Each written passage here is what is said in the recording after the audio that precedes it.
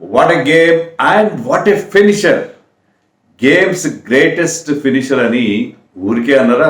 Welcome to cric chat Venkatesh. Mahendra Singh Dhoni మళ్ళీ magic చేశాడు. వీళ్ళు దీస్ ఆర్ ఛాంపియన్ క్రికెటర్స్, ఎప్పుడోకప్పుడు ఏదో మ్యాజిక్ చేస్తుంటారు. సో అలాంటి అద్భుతమే అతను చేసి చూపించాడు. సో ఆ finishing touch, the kind of finishing touch that only Dhoni can give, only Dhoni can back himself, that was given. So once again Chennai Super Kings are in to the finals. ప్లేఆఫ్స్కి వచ్చి just ఒకే ఒక్క match ఆడి right రాయల్గా ఫైనల్స్కి వెళ్ళిపోయారు. ఎన్నోసారి వెళ్ళారు? 9వ సారి out of 12 times. Course ఇది 14th IPL, కానీ చెన్నైకి this is just 12th IPL. 3 సార్లు మినహా ప్రతిసారి ఫైనల్కి వెళ్ళారు. ఈసారి కూడా ఎలాంటి హికప్స్ లేకుండా ప్లేఆఫ్స్లో ఫస్ట్ మ్యాచ్లోనే క్వాలిఫైర్ 1 గెలిచేసి ఫైనల్కి వెళ్ళారు. Thanks to that man MSD, the greatest finisher the game has ever seen. Any doubts? నాకైతే డౌట్స్ లేవు. అసలు ధోని ఎందుకు రావాలి అప్పుడు బ్యాటింగ్కి? Where was the need? Last 2 matchesలో అతను ఆడిన తీరేంటి? ఎంత క్రిటిసిజం వచ్చింది? Even his hard core fans కూడా ఏమంటున్నారు? ఈవెన్ మన ఛానల్లో కూడా కామెంట్స్ చూడండి. ధోని ఫ్యాన్స్ కూడా ధోని క్యాప్టెన్సీ ఓకే, అంతా ఓకే, బ్యాటింగ్ నాట్ ఓకే అన్నట్టుగా కొంచెం వాళ్ళు కూడా ఒక కన్క్లూషన్కి వచ్చేసారు. ఫినిష్ అయిపోయాడు అంటున్నారు. ఈ ఫినిషర్ ఎప్పటికీ ఫినిష్ కాడండి. He knows when to quit, when to say goodbye. Definitely not now. So Dhoni ఆ టైంలో వచ్చేసరికి ఎన్ని రన్స్ కావాలి? 24 runs కావాలి. 11 balls మిగిలి ఉన్నాయి. జడేజా ఉన్నాడు, బ్రావో ఉన్నాడు. జడేజా సూపర్ డూపర్ ఫామ్లో ఉన్నాడు, మనకు తెలుసు. Now is the greatest finisher, current greatest finisher in world cricket, because Dhoni is not in the world scene. And Bravo కూడా మంచి ఇన్నింగ్స్ ఆడడం చూసాం. ఇదే ఐపీఎల్లో చూసాం, సిపిఎల్లో కూడా సూపర్ ఫామ్లో ఉన్నాడు. సో బ్రావోని జడేజాని పక్కన పెట్టి అతను ఎందుకు రావాలి బ్యాటింగ్కి? లెఫ్ట్ రైట్ కాంబినేషన్ అన్నారు. ఒక సైడ్ ఆఫ్ ది గ్రౌండ్ చిన్నగా ఉంది, కానీ మోయిన్ అలీ అక్కడ బ్యాటింగ్ చేస్తున్నాడు. సో ధోని వస్తే లెఫ్ట్ రైట్ కాంబినేషన్ ఉంటుంది. ఒక సైడ్ ఆఫ్ ది గ్రౌండ్ చిన్నగా ఉంది కాబట్టి దాన్ని రైట్ హ్యాండ్ ఎక్స్పెక్ట్ చేయడానికి ఉంటుంది. What ever might be theories అన్ని కరెక్ట్, కానీ ధోని బ్యాక్ హిమ్సెల్ఫ్. ఈ సిచ్యుయేషన్లో నేనైతేనే కరెక్ట్ అని అతను అనుకున్నాడు. He thought that he can do it. ఈ సీజన్లో అతని ఫామ్ ఏమాత్రం బాగాలేదు. 106 ఉంది ఈ మ్యాచ్తో కలిపి కూడా అతని స్ట్రైక్ రేట్. ఈ మ్యాచ్తో 300 స్ట్రైక్ రేట్ అతనికి. అయినా కూడా అతనికి overall strike rate in this season is 106. Still తన మీద తనకున్న నమ్మకం, ఆ నమ్మకం అనేది చాలా గొప్ప మాట. ఆ నమ్మకం అతనికి ఉంది. నమ్మకం పెట్టుకుని వచ్చి ఫస్ట్ బాల్ ఎప్పుడైతే ఒక డాట్ బాల్ ఆడాడో మళ్ళీ ఉస్సూరుమన్నారు CSK fans and Dhoni fans. కానీ నెక్స్ట్ బాల్ ఆ డీప్ మిడ్ వికెట్ వైపు కొట్టిన sixer, that cracking shot, super అంటే super shot. So that almost settle the issue. అయినా కూడా లాస్ట్ ఓవర్లో మీకు 13 runs కావాలి. 13 runs last over is not a small target, but still he could make it. సరే, last over రబాడాకి ఎందుకోకుండా Tom కరన్కి ఎందుకు ఇచ్చారు? ఇవన్నీ కొన్ని క్వశ్చన్ మార్క్స్. రబాడా 3 ఓవర్లు వేశాడు. ఇవన్నీ 19th ఓవర్ అని రబాడాకి ఇవ్వాల్సింది, 28th అని రబాడాకి ఇవ్వాల్సింది. టామ్ కరన్ అఫ్కోర్స్ 3 ఓవర్ బాగా వేశాడు, స్లోవర్ వన్స్. రబాడా పేస్ని ధోని యూజ్ చేసుకుంటాడు అనుకున్నాము Rishabh Pant. So he has gone for Tom Curran, who ఆ ఓవర్ వరకు బాగా చేశాడు. 3 wickets తీశాడు. ఆ స్లోవర్ వన్స్ బాగా వర్కౌట్ చేస్తున్నాడు, ఆ చేంజ్అప్స్ బాగా చూపిస్తున్నాడు. బట్ స్టిల్ రబాడాకి కనీసం 19th ఓవర్ ఇవ్వాలి కదా. ఎందుకంటే ఆవిష్కార్ లాస్ట్ మ్యాచ్లో కూడా ఆర్సీబీతో లాస్ట్ ఓవర్ వేసాడు. అక్కడ కూడా ఈ went for 6, down on confidence. మరి ఏంటో వాళ్ళ మధ్య డిస్కషన్ 19th ఓవర్ ముందు Rabada, Avishkar and Rishabh Pant discussion జరిగింది. కానీ అల్టిమేట్లీ రబాడాకి ఇవ్వకుండా మరి ఎందుకు వెళ్ళారు? ఇంటర్నేషనల్ ఎక్స్పీరియన్స్ ఉంది, one of the greatest death over bowlers.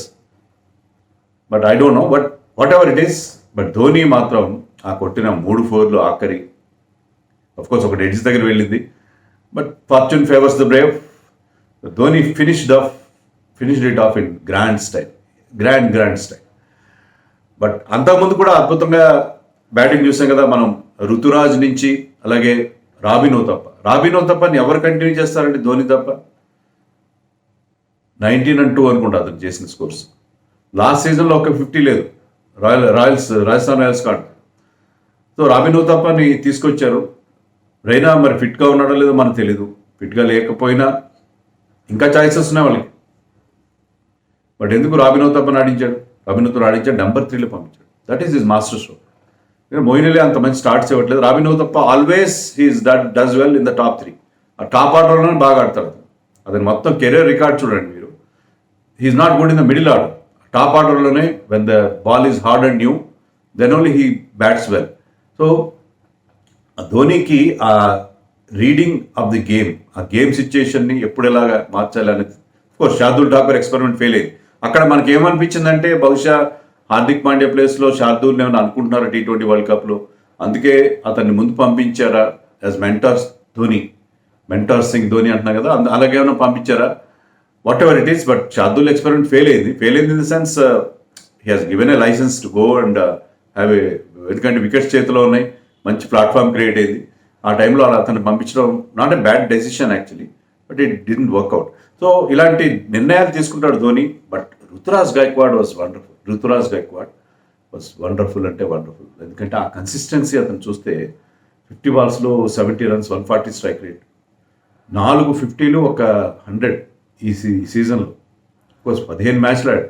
15 మ్యాచ్లో అయినా 4 50లు, 100. ముఖ్యంగా ఫస్ట్ హాఫ్లో అంత బాగా ఆడలేదు. సెకండ్ హాఫ్లో ఈ యూఏ లెగ్లో అద్భుతంగా ఆడుతున్నాడు. ఆ కన్సిస్టెన్సీ, ఆ కొట్టే షాట్స్, ఆల్ క్రికెటింగ్ షాట్స్ ఆడాడు. పెచ్చ షాట్స్ ఆడాడు. ఆ క్రికెటింగ్ షాట్స్ కొట్టి అంత కన్సిస్టెంట్గా ఆడడం, అంత మంచి strike rate. Is overall strike rate this year is I think around 137. Super అండి, సూపర్. 600 runs కంప్లీట్ చేశాడు. ఆరెంజ్ క్యాప్ ఎన్నో రోజులు రాహుల్ దగ్గర ఉండదు, చాలా తక్కువ గ్యాప్ ఉంది, 20-30 runs గ్యాప్ ఉంది ఇద్దరి మధ్య.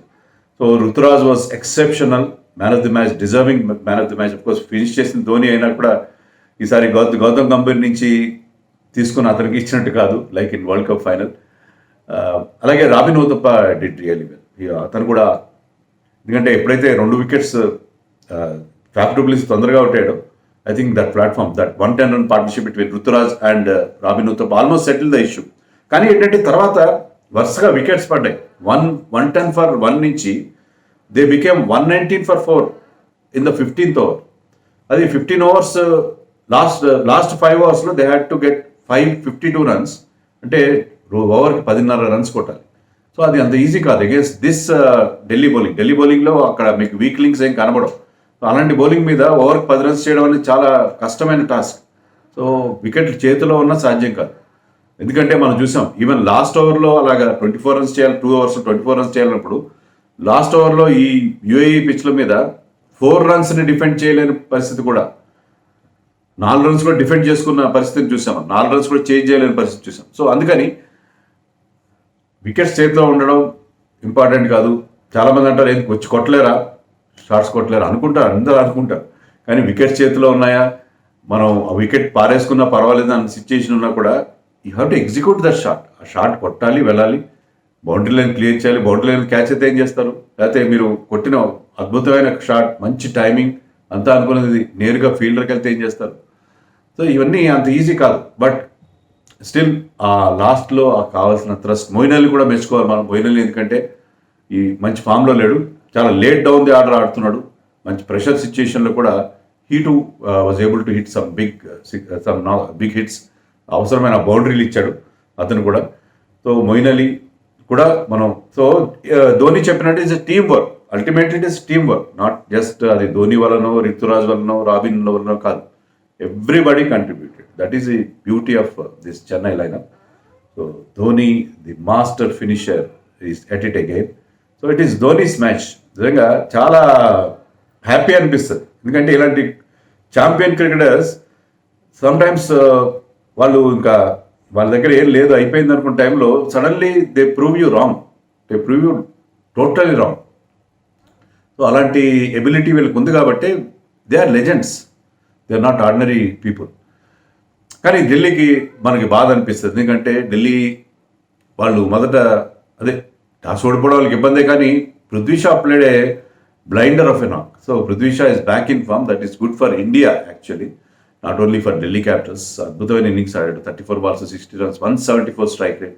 Some of the shots that he played were breathtaking. So Prithvi Shaw అద్భుతమైన batting. Shikhar Dhawan failure, Shreyas Iyer fail అయినా సరే ఐ థింక్ తర్వాత పంత్ అండ్ హెట్మైర్ కూడా మంచి పార్ట్నర్షిప్ చేశారు. పంత్ కొంచెం మొదట్లో స్లో అయినా తర్వాత మంచి యాక్సిలరేషన్ చేశాడు. Hetmyer was wonderful. Hetmyer 24 balls 37 runs with 154 strike rate and Pant 51 first 50. అసలు ఈ సీజన్లో ఈ మ్యాచ్ ముందు ఒక్క 50 కూడా లేదు. ఈ మ్యాచ్లో 2 50 వస్తున్నాం ఢిల్లీ క్యాపిటల్స్ నుంచి. ఈ సీజన్లో ఈ లేటర్ హాఫ్లో సెకండ్ హాఫ్లో ఒక 50 కూడా ఇంతవరకు ఢిల్లీ క్యాపిటల్స్కి లేదు. సో పంత్ కూడా లాస్ట్లో యాక్సిలరేషన్ ఇచ్చాడు. Last over Shardul Thakur first overs కాస్ట్లీగా అయినా లాస్ట్ ఓవర్ బాగా వేశాడు. But 51 of 145 strike rate is okay, but not the kind of knock that we expect from Rishabh Pant. The pitch is good actually, but 172 ఎప్పుడైతే ఢిల్లీ చేశారో, because ఢిల్లీకి మనకు తెలుసు వాళ్ళు మంచి బౌలింగ్ ఉంది కాబట్టి దాన్ని డిఫెండ్ చేయగలుగుతారు అనుకున్నాం. But Chennai has other ideas. Chennai is totally different side this season. ఎలాంటి దాన్నైనా చేంజ్ చేయగలుగుతున్నారు. ఫస్ట్ బ్యాటింగ్ చేసినా కూడా బ్రహ్మాండమైన అగ్రెషన్ అనేది వాళ్ళ బ్యాటింగ్లో చూస్తున్నాం. సో చెన్నై ఇండియాలో ఆడుతున్నప్పుడు ఆ చెపాక్ పిచ్ మీద ఆడుతున్నప్పుడు ఆ స్లో పిచ్ల మీద జస్ట్ బ్యాచ్ డీప్గా తీసుకెళ్ళడం, గ్రైండింగ్ టు ద ఫినిష్ అలాంటివి చేశారు. కానీ దిస్ చెన్నై ఈవెన్ ఫస్ట్ హాఫ్లో కూడా చాలా అగ్రెసివ్గా ఆడారు. సెకండ్ హాఫ్లో అదే అగ్రెషన్ కంటిన్యూ అవుతుంది. And it takes a great deal of effort from anybody to beat them in the finals అని అనిపిస్తుంది. సో అది ధోని అండ్ కో విజయం. సో మాస్టర్ ఫినిష్ నుంచి ఒక master stroke of an innings and his decision. ఎప్పుడు కూడా ధోని తీసుకున్న డెసిషన్స్ చరిత్రలో ఉండిపోతాయి. జోగిందర్ శర్మకి లాస్ట్ ఓవర్ ఇవ్వడం, 2011 ఫైనల్లో తను యువరాజ్ కంటే ముందు బ్యాటింగ్ రావడం, ఇక్కడ జడేజా కంటే ముందుకు బ్యాటింగ్ రావడం, ఇవన్నీ కూడా మనం పార్ట్ ఆఫ్ ది ఫోక్లో ధోని గురించి మాట్లాడుకున్నప్పుడు ఇవన్నీ కూడా మనం మాట్లాడుకుంటాం ఫ్యూచర్లో. ఏమంటారు? Please subscribe our channel for more updates on cricket.